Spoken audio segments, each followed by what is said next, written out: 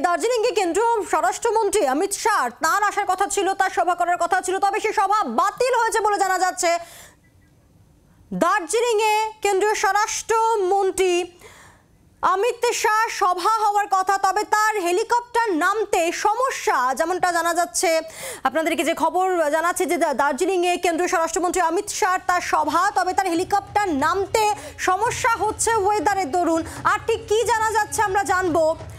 আমাদের সঙ্গে টেলিফোনে রয়েছেন আমাদের প্রতিনিধি নারায়ণ সিংহ রায় রয়েছেন আমাদের সঙ্গে। নারায়ণ, কি হয়েছে, কোথায় সমস্যা, আপডেটটা কি? আজ অমিত শাহর জনসভা ছিল দার্জিলিং এর গোর্খা এরিয়ায়, সেখানে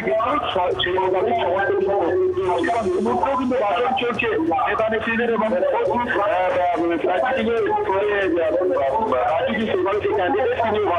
কিন্তু খারাপ আবহাওয়ার ফলে বাগডোগরা থেকে বিমানবন্দর থেকে সেখান থেকে হেলিকপ্টারে নামার চেষ্টা করলে চেষ্টা করে চেষ্টা করলে তার হেলিকপ্টার নামার এতটাই খারাপ।